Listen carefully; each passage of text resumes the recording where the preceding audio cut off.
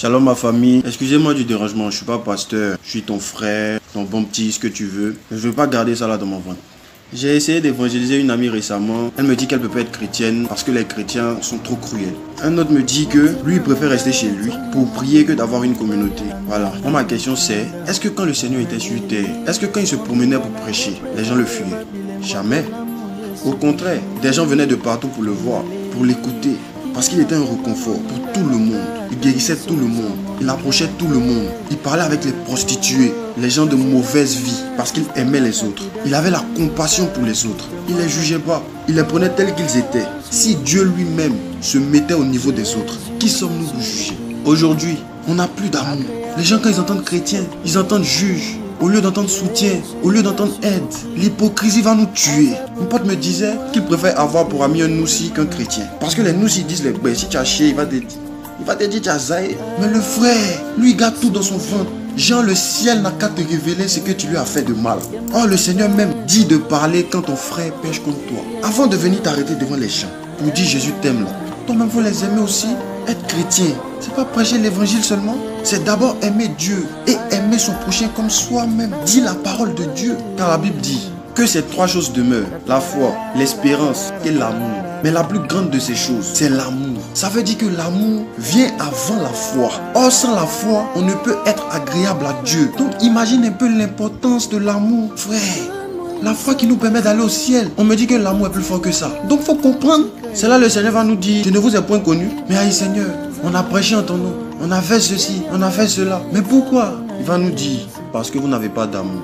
Dieu dit que même si tu donnes ta vie à cause de quelqu'un, si tu n'as pas l'amour, tu es mon cadeau. Quand tu prêches sans l'amour, tu es comme une cymbale qui retentit. Tu fais du bruit dans le vide. Dieu même est amour. Donc tu ne peux pas te dire chrétien si tu n'as pas d'amour ou si tu te crois supérieur aux autres. Tonton Paul a dit que l'humilité vous fasse regarder les autres comme étant au-dessus de vous. Papa même, il a quitté son trône pour venir se faire homme, pour que les gens le frappent. Crache sur lui, il s'est rabaissé. Tout ça à cause de toi pécheur, à cause de mon pécheur. S'il t'avait pas fait grâce, aujourd'hui tu allais être dans les mêmes bêtises. Donc dis merci à Dieu. C'est vrai, on doit prêcher, dis la vérité. Mais sans oublier qu'on était dans les mêmes bails. Voilà pourquoi Dieu dit dans Matthieu 18, 33, pourquoi tu n'as pas pitié pour ton frère, comme j'ai eu pitié pour toi? Rappelons-nous que c'est par la grâce que nous sommes sauvés, pas parce que nous sommes mieux que quelqu'un. Aussi, dès que quelqu'un a un style différent du tien, en même temps tu le juges. Vraiment, je bénis Dieu pour la famille dans laquelle je suis, parce que vraiment, c'est pas évident.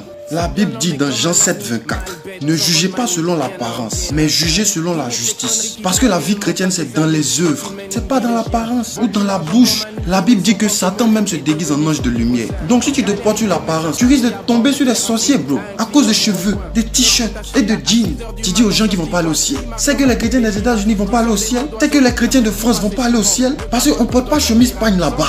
Ou bien il y a un habit en porte pour entrer au paradis. Quand tu portes ça, le ciel s'ouvre. Vous pensez que Dieu c'est un féticheur? Pour entrer au ciel, il ne faut plus accepter le Seigneur Jésus. Il faut porter chemise, pagne, pantalon, tissu et c'est bagou maintenant. C'est ce que Dieu t'a dit. On ne doit pas être vulgaire dans les vêtements, ça on sait. Mais être frère ne veut pas dire qu'on est vulgaire. Chaque chose en son temps.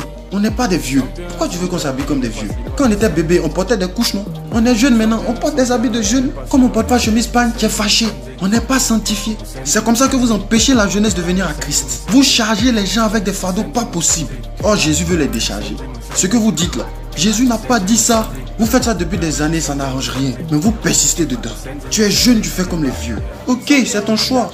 Mais nous on est jeunes, on se fait jeune. Laisse-nous faire notre jeunesse en Christ, dans la fraîcheur, dans l'amour et la pureté. Non, c'est le monde. Quel monde? Dans tout ce qui est chic là, c'est le monde quoi. Jean c'est Satan, c'est moi qui connais bonnes choses. Bon dans ce cas, pourquoi tu as smartphone? Pourquoi tu montes dans voiture? Pourquoi tu veux monter dans l'avion? C'est le monde qui a créé ça non? C'est le chrétien qui a créé l'avion. Vous vous fatiguez. On essaie de vivre avec notre Seigneur, sans péché, une vie chaste, ordonnée avec le Saint-Esprit. Venez nous compliquer les systèmes bizarres. Jean n'a qu'à ressembler à des moines maintenant pour se balader. Que non, le Seigneur c'est la vie, c'est la joie. Mais toi-même tu es bizarre. Toi-même tu n'es jamais content. Tu n'aimes personne, tu juges tout.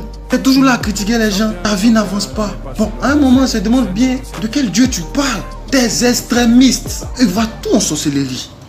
Les gars, franchement, vous gâtez notre travail pour le royaume. Ce que vous faites là, ça gâte tout le corps du Christ. Parce que vous le vouliez ou pas, quand vous utilisez le nom du Seigneur, c'est que c'est la même famille. Donc on n'a qu'à se gérer. Prions que l'amour revienne dans l'église. Parce que notre première évangélisation, c'est notre amour pour les autres. Voilà, donc les gars, ne faites pas attention à ça.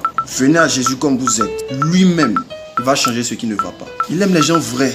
Qu'il ne se donne pas un autre visage devant lui. Venez comme ça. Écoutez, Christ nous a laissé sa parole pour qu'on ait son cœur. S'il voulait qu'on imite son style ou son apparence, il allait dire à Pierre de le dessiner pour nous donner.